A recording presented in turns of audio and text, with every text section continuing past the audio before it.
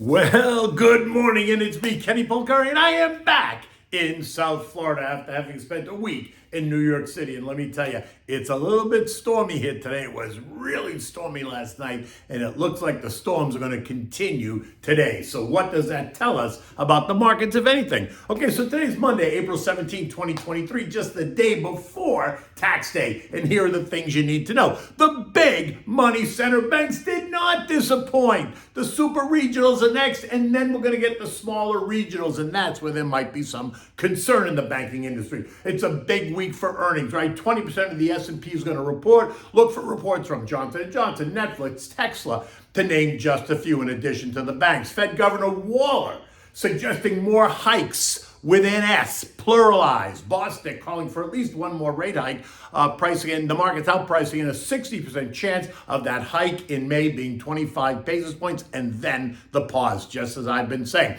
Treasury yields rise, the dollar rises, oil and gold decline just a tiny bit. And what do we have for dinner today? We're going to have the shrimp francese.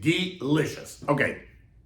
Crisis? Did somebody say a banking crisis? And if so, you'd never know by what you heard on Friday from the big money center banks. JP Morgan, Wells Fargo, and Citibank all crushed it, right? As did BlackRock and PNC. Now even UNH, United Health, crushed it. Look, but that's a healthcare company. Right now we're talking banks. So now the regional banks represented by the KRE did not do as well. And in fact, they fell nearly 2% as the concern is that the crisis took an extra large toll on them. But we're going to learn more about that this week and next. Names to include in that group would be New York Community Bank, Regions Financial, Truist Financial, M&T Bank, and more, right? Jamie Dimon, now CEO at JP Morgan and a fan favorite, reported record revenues and a 52% increase in first quarter profits. And there were a couple of reasons. Well, there were a lot, but let's see. First was the movement of money out of some of the regional banks, right? Think those KRE names, and into the big money center banks after the collapse of Silicon Valley in early March. JP Morgan themselves saw a $50 billion in new deposits. Citibank saw $30 billion. Even Wells Fargo saw money move into their bank.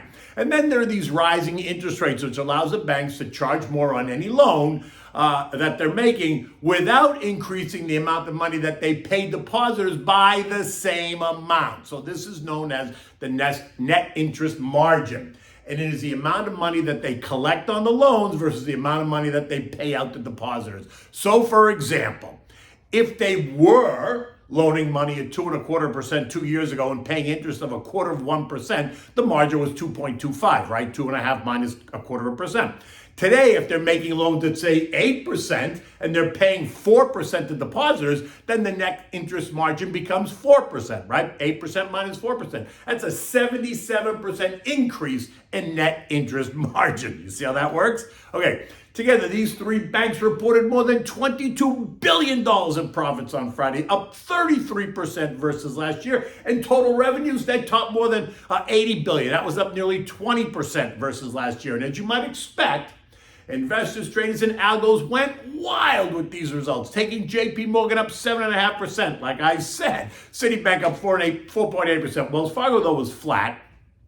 Bank of America, which reports tomorrow, also rose on all the excitement, gaining 3.3% on that news. But that's another one of my favorites. I joined Maria Bartiromo's Wall Street on Friday evening, and we discussed the outcome as well as what to expect going forward. And you can find that interview on my Twitter, which is at Kenny Polcari, or on my LinkedIn, or you could even find it on the Fox Business website. In any event, the excitement over the bank stocks did not help the broader market trade higher on Friday, but they did end the week in the plus column. On Friday, the Dow lost 144 points. The S&P was down 9. The NASDAQ gave back 42. The Russell lost 15, while the transports actually rose 60 points. For the week, though, the Dow gained 2.5%. The S&P was up 0.8. The NASDAQ rose by 0.1, and the Russell gained 2.5, while the transports added 2 full percentage points. The markets came under pressure Friday afternoon after Fed Governor Chris Waller said that he favored more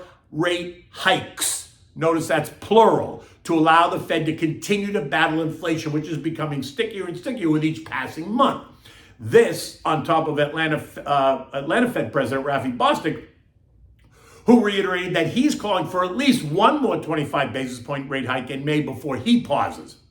So you see what they did there, right? Wallace says hikes as in more than one. Bostic says he favors just one. This way, they kept all the options open. Just in case something changes, they can always point to either commentary that fits their narrative. Now, you know what I think? I think that's one more hike. That gets us to a terminal rate of 5.25%, and then they pause, right? Because at this point, rates and inflation will be just about even. And if inflation continues to decline, then interest rates will actually be higher than the inflation rate, right? Something that has to happen if the Fed is going to succeed in bringing it down, right? Rates have to be higher than the rate of inflation. Now, if inflation rears its ugly head again, and then they need to raise rates more, then they can always point to Wallace commentary and say, look, we said it might happen, so why are you surprised? Also, recall that Minneapolis's Neely Kashkari and St. Louis' Jimmy Bullard are also in the higher camp as well. Both have suggested that rates might need to go to 5.6%-ish before they were finished. And Cleveland's Loretta Mester, she's already floated the 6% handle just to put it out there in the global public square. So there's certainly a little bit of, a confusion even amongst the Fed, or at least it appears as if there's confusion. Economic data on Friday showed that retail sales fell more than expected. But if you take out autos and gas, known then as the core rate, they actually fell less than expected, right? Industrial production and capacity utilization rose more than expected, so that's a positive, while the University of Michigan Sentiment Survey came in at 63.5, well above the 62.1. That tells you just about the sense of the consumer, right? And all this sent Treasury yields higher. The 2-year rose by 13 basis points, ending the week yielding 4.1%, up from 3.97. The 10-year rose by 8 basis points, ending the week yielding 3.51%, up from 3.44. As you might imagine, talk of higher rates sent the dollar higher. And while it's still low, it is off the low of the year, and that puts some pressure on the commodity complex. Think specifically oil and gold, right? Now remember, both oil and gold have rallied significantly over the past month. Oil's up 29% for a couple of reasons. One being the OPEC production, the other just being demand. While gold is up nearly 10%. So any excuse for traders to take some money off the table is what they will do. Ringing the bell and taking profits is called creating alpha. So when you hear asset managers tell you that they're creating alpha, that's what they are doing. So let's talk about that for a minute. They're taking short-term moves in stocks or bonds or commodities, whatever, and they're cashing in on short-term profits while maintaining a core position. So think of it like this. An asset manager owns 5 million shares of Apple, 4 million of which is the core position and 1 million of which is a trading position, right? So what they'll do is they'll fool around with 1 million shares of Apple while maintaining a core position. So if Apple moves up 10%, they're going to attempt to sell 1 million shares of it on the way up and take advantage of that short-term move while continuing to hold a core position of 4 million shares. Now, if Apple falls back, then they're going to take that money, they're going to buy Apple back at a lower rate, right? When Apple at a lower price. So when Apple trades lower again, it's called trading around that core position. Now, that's what they do, right? So Fed fund futures are now expecting a 75% chance of a rate hike in May before the Fed pauses. And I say 75% because last week, the odds were 60%. So clearly the move is understanding that the Fed will raise rates in May. This morning, oil is trading down 30 cents at $82.20 and remains in the $90 range. Gold is up $7 to 2023, but that's after trading down nearly $40 on Friday on that stronger dollar, right? See, I mentioned that above, so you can refer to the comments above. And gold remains in the 2,100 trading range. This morning, U.S. futures are mixed. The Dow is up 13, the S&P is up 2, the Nasdaq was down 14, the Russell was up 5. Nasdaq's under pressure because of the rising rate narrative and because tech has so outperformed the broader market so far this year. Nasdaq's up 15.8%, while the S&P is up 7.7, so it's more than double. So if investors are pricing in more hikes and a little bit more concern, then it makes sense that they're going to take money off the table in the outperformers and invest it in sectors that may hold up under a little bit more pressure. In addition, we're smack in the middle of earnings season, right? It's a big week. 20% of the S&P is going to report. Expect to hear from Goldman, Bank of America, Johnson & Johnson, Charlie Schwab, Morgan Stanley, Tesla, Netflix, United Airlines, M&T Bank, as well as many, many more. And just maybe we're finally going to get a break from all the Fed speak and get to focus on earnings and forward guidance, because that will speak volumes about what companies think about the balance of the year and how they think they will perform. Over the weekend, Janet Yellen told CNN that if banks become more restrictive with lending, then that's going to give the Fed cover to stop raising rates and go into pause mode after the May hike. And that's true. But let's be clear, that's nothing new. She's just repeating a narrative that's been in the public square. CNN's just trying to divert the conversation away from that 21-year-old kid that was that had top security clearance, and he posted all this American intelligence documents all over Discord, right? The Democrats, led by Eric Swalwell, describing this kid as a right-wing anti-Semite lunatic, leaving the Republicans to ask the Democrats, well, how did this kid even get into that position? How did the Democrats allow this kid, with not only a checkered past, but with this supposed reputation, get past all the security measures required for top security clearance in the first place, right? If he is as they describe. But look, let's not go there, because I guess that's not very important. It's much more important that Janet repeat the narrative that we already know. Now, European markets are mixed this morning as investors there await this week's earnings here in the United States and the start of earnings there across the continent as well. In addition, Europeans are awaiting China's GDP on Tuesday and the UK CPI numbers on Wednesday. At 6:30 this morning, the UK was up a half, France was flat, Germany was up 1/10, the Euro Stoxx was down 2/10, Spain and Italy both up about 0.3%. Economic data today is all about the Empire Manufacturing Survey, expected to be minus 18, which is better than last month's minus 34. Later in the week, we're going to get building permits, housing starts, Fed's beige book, the Philly, Chicago, and the Dallas Fed outlooks. We're going to get existing home sales and manufacturing and services PMIs, which are also very important. So it's sure to be a busy week, and one that has the ability to move markets. The S&P on Friday closed at 4137. It was down 8 points.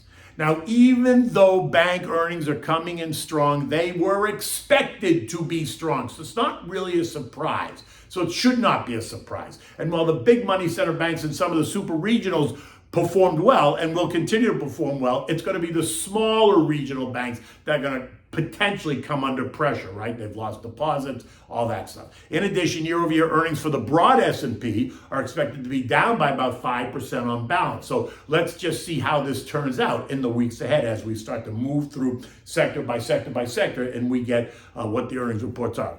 Now, if you're a day trader, get ready for all the action, because this is what you long for. If you're a longer-term investor, then get ready to add your holdings on any weakness. I think we could test the December-March lows of 3,800 during this earnings season if we get some significant misses or worsening inflationary data points. And a move like that would represent about an 8% decline from here. Either way, it's going to be an exciting time. And we haven't even talked about the coming debt ceiling drama that's going to begin to unfold in late May, because it's expected to implode in late June if nothing gets fixed. Just a note, that's not going to ever happen. The United States is not defaulting on anything. Don't let them fool you and create all this hysteria, right? But it will be very dramatic, because it's always about the drama. And today, Speaker of the House Kevin McCarthy is going to be speaking at the New York Stock Exchange to highlight this coming drama. Now, it's interesting that he has chosen the center of global finance as the place he wants to launch this fight, right? It's all about the drama, just like I said. So, we are at a crossroads. You should stick to your plan. Don't get dragged into the hysteria if you're a long-term investor. Maintain the course that you're on, and speak to your advisor if you begin to get nervous. Okay, so what do we have for dinner tonight? Well, we're going to have the shrimp francese, right? So for this, it's simple to make. For this, you need 1 pound of big, colossal butterflied shrimp. You need 4 or 5 large eggs. You need olive oil, butter, garlic, flour, white wine, salt and pepper, chicken stock, lemon and lemon juice, and you need parsley at the end for the color. Now you want to set up kind of a production line. You got the butterflied shrimp, you got the seasoned flour, and you got the beaten eggs. Now, in a large saute pan, heat it up with half a stick of butter and a splash of olive oil, right? Just put it on medium high, just so you get the butter to melt and it starts to warm up. You don't want the butter to burn right off the bat. Now you want to take the shrimp, you want to pack them dry with a paper towel, dredge them in the seasoned flour, and then dip them in the egg wash, and then immediately put them in the saute pan. Don't overcrowd it because the shrimp will suck the heat out of the pan. So don't overcrowd it. You're going to have to do this in a couple of batches, so don't worry about it. Each batch you add a little bit more butter just to keep it nice and buttery. You want to saute the shrimp for about 2 minutes per side just so they turn nice and pink. Then remove them and put them on a wire rack and just let them drain for a minute. When you're done doing the shrimp, just wipe the pan clean. Do not wash it. Just wipe it with a paper towel, put it back on the stove. Now you're going to add a half a stick more butter. You're going to add the garlic, saute for a couple of minutes. Add 3 tablespoons of flour and whisk it in the heat, right, for about 30 seconds. Now you're going to add in a half a cup of your favorite white wine, Pinot Grigio Santa Margherita. Bring it to a boil. Continue whisking.